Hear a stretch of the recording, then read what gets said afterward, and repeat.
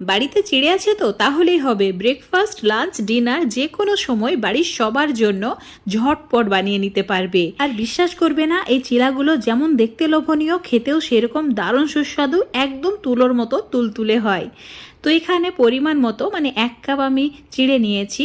তোমরা চাইলে বেশি বা কমও নিতে পারো। প্রথমে জল দিয়ে ভালোভাবে ধুয়ে জলটাকে ফেলে দিয়েছি। তারপর ওই কাপের মাপ করে 1/2 কাপ মতো সুজি দিয়ে দিচ্ছি। সুজির পরিমাণটা যতটুকু চিড়ে নেবে তার অর্ধেক দিতে হবে। আর 2 চামচ মতো টক দই ভালো করে মিশিয়ে নিচ্ছি। মিশিয়ে নেওয়ার পর এভাবে ওই 5 মিনিট মতো রেখে দেবো। আর এরই সঙ্গে খাওয়ার জন্য সুপার টেস্টি একটা চাটনি বানিয়ে নিচ্ছি। চাটনি বানানোর জন্য অল্প একটু নারকেল নিয়েছি। নারকেলের খোসাটা ভালোভাবে পরিষ্কার করে নেওয়ার পর ছোট ছোট টুকরো করে রেখে দিতে হবে।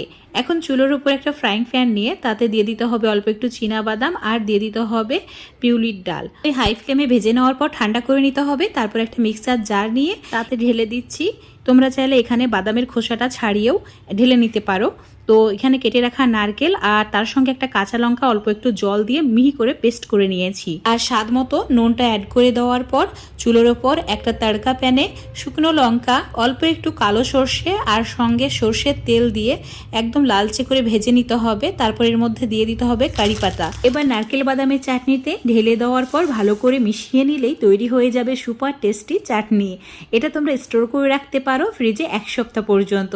দারুণ লাগে খেতে, তো অবশ্যই একবার ট্রাই করে দেখবে। এদিকে মিক্সিং জারের মধ্যে চিড়ের মিশ্রণটা নিয়ে অল্প একটু জল দিয়ে পেস্ট করে নিয়েছি। এই মিশ্রণটা খুব ঘন হবে না, তাই জল দিয়েই পাতলা করে নেবে। অতিরিক্ত আবার পাতলা করা যাবে না।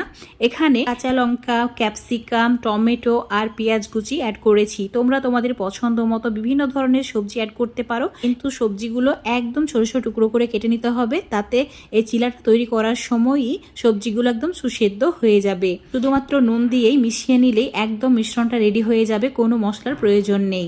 তো এখন চুলোর ওপর ফ্রাইং প্যানে সামান্য পরিমাণে তেল দিয়ে ফ্রাইং প্যানটা খুব ভালো করে গরম করে নিতে হবে। চুলোর ফ্লেমটা মিডিয়ামে রেখে পরিমাণ মতো মিশ্রণটা অ্যাড করতে হবে। খুব বেশি মোটা করার প্রয়োজন নেই, ওই 1.5 হাতা মতো অ্যাড করেছি। এখন ঢাকা দিয়ে একটা সাইড হওয়া পর্যন্ত অপেক্ষা করতে হবে। উপরের সাইডটা যখন শুকিয়ে আসবে তখন এটাকে উল্টে দিয়ে দুটো সাইডই একদম লালচে করে ভেজে নেবে। একটু সময় নিয়ে করবে, মিডিয়াম টু লো ফ্লেমে করার চেষ্টা করবে, তাহলে ভেতর পর্যন্ত ভালোভাবে কুক হবে। মাত্র 1 চামচ তেল দিয়ে চিলাগুলো ভেজে নিতে পারবে। তোমরা চাইলে ঘি বাটার যেটা ইচ্ছা সেটাই দিতে পারো। আমি এখানে তেল দিয়ে ভেজে নিয়েছি। এটা খেতে খুবই ভালো লাগে, অবশ্যই একবার ট্রাই করে দেখবে। তো এই চিলার সঙ্গ দেওয়ার জন্য শুধুমাত্র এই চাটনিটা থাকলেই যথেষ্ট, আর কিছুই লাগে না। এখন হালকা ঠান্ডা হয়ে যাওয়ার পর দেখাচ্ছি, একদম তুলোর মতো তুলতুলে হয়েছে। তোমরা যদি সুজি না ব্যবহার করতে চাও তাহলে 1 মুঠি মতো চাল ভিজিয়ে রেখে দেবে, সেটাকে চিড়ের মধ্যে অ্যাড করে পেস্ট করে নিলেই হবে। এই চিলাগুলো ব্রেকফাস্ট, লাঞ্চ বা ডিনারের জন্য